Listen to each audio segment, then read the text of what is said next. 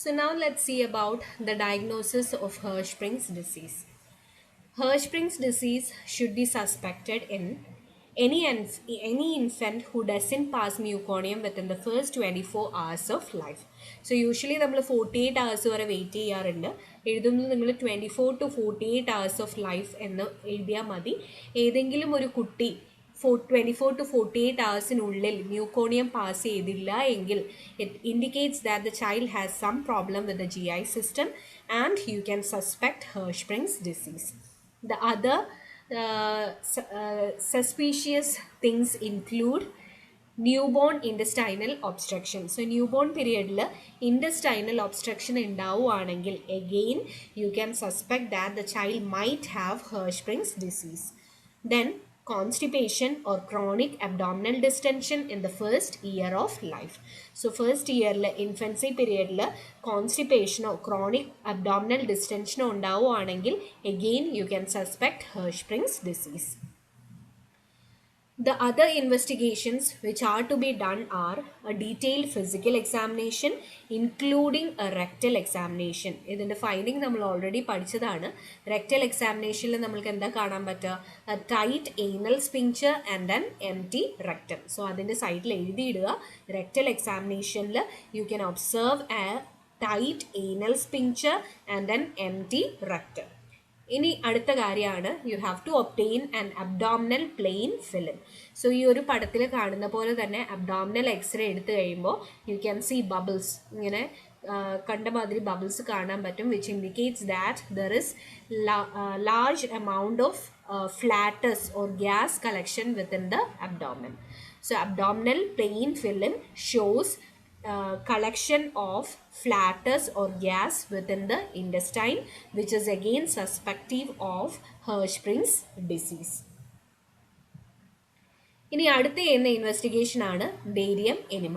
Barium എനിമയിൽ രണ്ട് കാര്യങ്ങളാണ് നമ്മൾക്ക് കാണാൻ പറ്റുക. ആദ്യത്തെ കാര്യമാണ് like in normal patients the caliber of the rectum should be equal to or greater than the rest of the colon. So normally നമ്മളുടെ രക്തത്തിൻ്റെ സൈസും അതിന് തൊട്ട് മുകളിലുള്ള കോളൻ്റെ സൈസും ഒന്നെങ്കിൽ ഒരേപോലെ ആയിരിക്കും, അല്ലെങ്കിൽ രക്തത്തിൻ്റെ സൈസ് ഒരിത്തിരി വലുതായിരിക്കും. ഇവിടെ നേരെ ഓപ്പോസിറ്റ് ആണ് കാണുക. എന്തുകൊണ്ടാണ്? രക്തം ഇവിടെ എംറ്റി ആയിരിക്കും, അതുകൊണ്ട് തന്നെ അത് വളരെ ചുങ്ങിയിട്ടായിരിക്കും ഇരിക്കുക, while the colon would be larger in size. So that is the first finding which can be observed.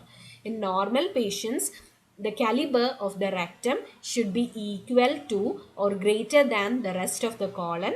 Here, opposite finding is observed. The next thing is the hallmark finding of which is observed in barium enema, which is known as conical transition. So ഒരു കോണിൻ്റെ shape ഒന്ന് മനസ്സിൽ വിചാരിച്ച് നോക്കിയേ. മേളിൽ വളരെ വീതിയായിരിക്കും, അത് താഴേക്ക് വരും തോറും നാരോ ആയി വരും. അങ്ങനെയല്ലേ ഒരു കോണിരിക്കുക? ഇവിടെ സെയിം ആണ്. എന്തുകൊണ്ടാണ്? മെഗാ കോളൻ ഡയലേറ്റഡ് ആയിരിക്കും, അപ്പോൾ അതിന് സൈസ് വളരെ കൂടുതലായിരിക്കും. താഴത്തെ കോളൻ എംറ്റി ആയിരിക്കും അല്ലേ, പെരിസ്റ്റാൾട്ടിക് മൂവ്മെൻറ്റ് ഇല്ലാത്തതുകൊണ്ട്, ഫീക്കൽ മാറ്റർ ഇല്ലാത്തതുകൊണ്ട് എംറ്റി ആയിരിക്കും. അപ്പോൾ താഴേക്ക് വരും തോറും ആ ഒരു സൈസ് കുറഞ്ഞു വരും. And it shows the appearance of a cone. So ഈ ഒരു പടത്തിൽ ഈ ഒരു ഏരിയ നോക്കിയിട്ടുണ്ടെങ്കിൽ ഇവിടെ മെഗാ കോളൻ്റെ സൈസ് വളരെ കൂടുതലായിട്ട് വന്ന് ഇത് താഴേക്ക് വരും തോറും നാരോ ആയിട്ട് വരും. So this is known as conical transmission. The hallmark finding of barium enema is conical transition from the distal non-dilated colon or rectum to the proximal dilated colon. So barium enema രണ്ട് findings ആണ്. ആദ്യത്തേത് the caliber of the rectum would be lesser than the rest of the colon. രണ്ടാമത്തേത് a conical transition can be seen from the megacolon or the proximal colon to the distal non-dilated colon. ഇനി നമ്മൾ ചെയ്യുന്ന അടുത്ത diagnostic സ്റ്റഡിയാണ് anorectal manometry. So പേരിലുള്ള പോലെ തന്നെ anorectal, ഏനസിലും റെക്റ്റത്തിലും, മാനോമെട്രി എന്ന് പറയുമ്പോൾ ഇറ്റ് ഇസ് മൂവ്മെൻറ്റ് അല്ലേ. സോ കോൺട്രാക്റ്റിലിറ്റി ഒബ്സർവ് ചെയ്യുന്ന ഒരു നോൺ ഇൻവേസീവ് സ്റ്റഡിയാണ് anorectal manometry. It is a non invasive procedure in order to measure the contractility in the anus and the rectum. ഇവിടെ എന്താ ചെയ്യാന്ന് വെച്ചിട്ടുണ്ടെങ്കിൽ here a balloon tipped catheter is used to distend the rectum.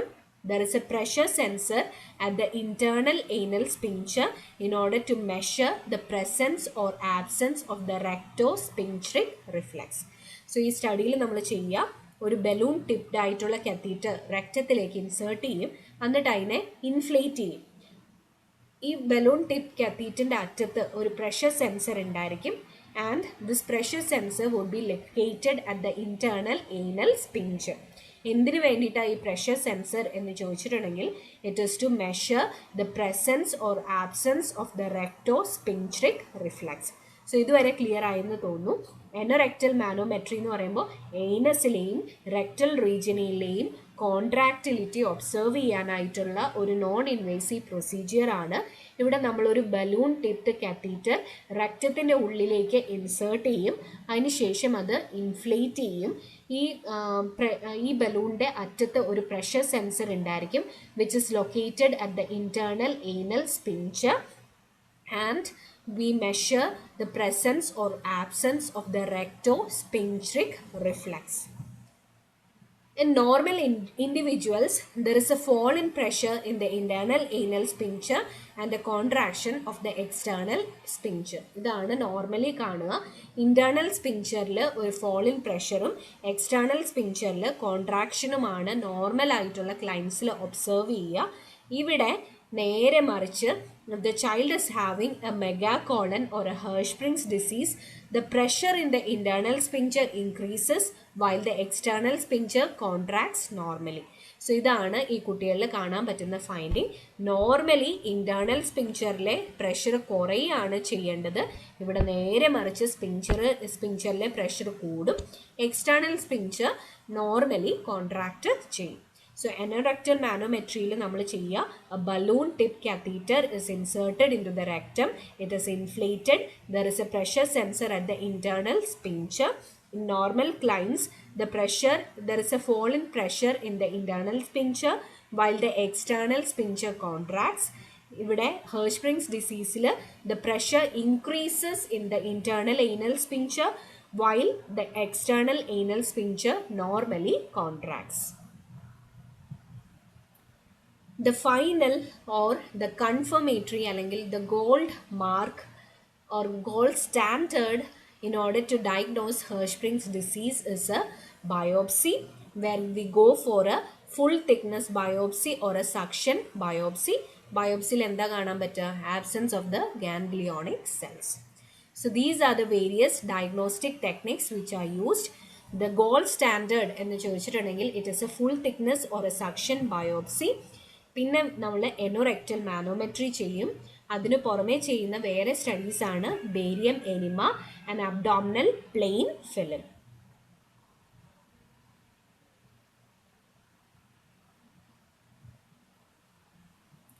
Coming to the management of Hirschsprung's disease. So there is medical management as well as surgical management.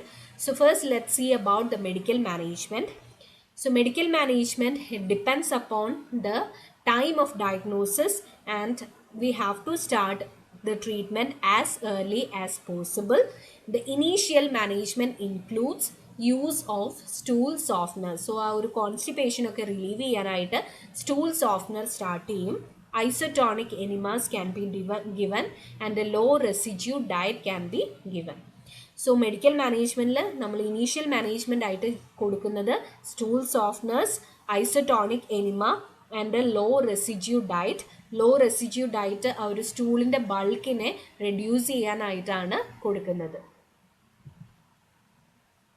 The other things include prompt decompression using large bore rectal tube with side holes. So ഒരു മെഗാകോളൻ ഭയങ്കര dilated ആയിട്ടായിരിക്കും, large amount of gases ഉണ്ടാവും എന്ന് നമ്മൾ പറഞ്ഞു. അതിൻ്റെ ആ ഒരു ഡയലേഷനൊക്കെ ഒന്ന് കുറയ്ക്കാനായിട്ട്, അതിനൊന്ന് ഡീകംപ്രസ് ചെയ്യാനായിട്ട് we will insert a large bore rectal tube with side holes. Then we have to carry out serial washout several times a day. So bowel wash ഇടയ്ക്കിടയ്ക്ക് നമ്മൾ ചെയ്യും. Then in order to avoid infections, broad spectrum antibiotics are started and IV fluids are initiated in order to manage the dehydration as well as the malnutrition problems.